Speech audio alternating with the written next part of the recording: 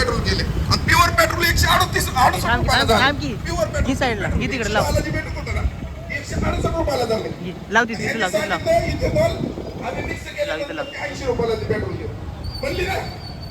मग ते 80 रुपयाला न देता तेच पेट्रोल 110 रुपयाला विकलं जाते आणि जे प्युअर पेट्रोल आपल्याला मिळत होतं का नाही 168 रुपयाला प्युअर पेट्रोल.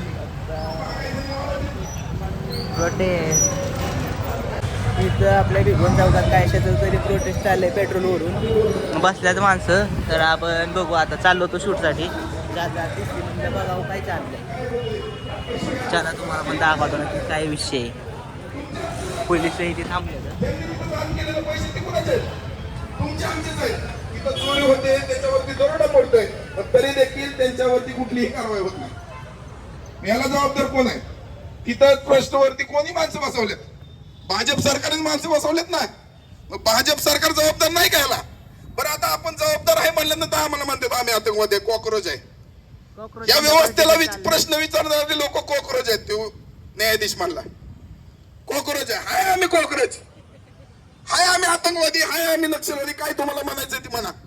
आम्ही प्रश्न विचारत राहणार जोपर्यंत या देशामध्ये भारतीय संविधान आहे तोपर्यंत आम्ही प्रश्न विचारत राहणार. कारण आमच्या पूर्वजांनी देखील या देशामध्ये भारतीय संविधान नव्हतं स्वातंत्र्याच्या आधी. त्यावेळेस देखील या देशामधल्या नागरिकांनी बंड केलेला आणि इथल्या इंग्रजांना हाकलून लावलेला आहे. आता तर भारतीय संविधान आहे. तुम्हाला पण हाकलून द्यायला वेळ लागणार नाही. तुम्हाला पण हाकलून देऊ. तुम्हाला असं वाटतंय की आमच्याकडे सरकार आहे म्हणजे आम्ही तुमचं मालक झालोय. तुम्हाला आम्ही मालक होऊ देणार नाही. तुमची पण हकालपट्टी 5 वर्षांनी होणारच आहे. तुम्ही काय कायमस्वरूपीसाठी इथं आलेलं नाही. तुम्हाला पण हाकलणारच आहे. काय अन्याय करायचं ते करा. एक दिवस या देशातील नागरिक जागृत होणार आहे आणि तुम्हाला देखील या ठिकाणावरून हाकलून लावणार आहे. एवढं मला तुम्हाला सांगायचं. बाद झालं आता तुमचं लेसन केलं. सगळं महागाई बेरोजगारी सगळं करून बसलाय तुम्ही. जरा आम्ही काय बोलायला लागलो की लगे म्हणते ती आधार कार्डला पॅन कार्ड लिंक करा, बँकेला आधार कार्ड लिंक करा. आता SRI काय काढले परत फॉर्म भरा. नाव चुकलं असेल काय झालं असेल तर परत फॉर्म भरा. आता त्या फॉर्मच्या माध्यमातून देखील काय होणार आहे माहिती का? तुमची नावं कमी करण्यात येणार आहे. दलित मुस्लिम तर टार्गेटच आहेत. तुम्हाला तर कमीच करणार आहेत. त्यामुळे ती SRI चे फॉर्म भरा बाबा. आता काय त्यांनी केली प्रोसेस तर करावीच लागणार आहे.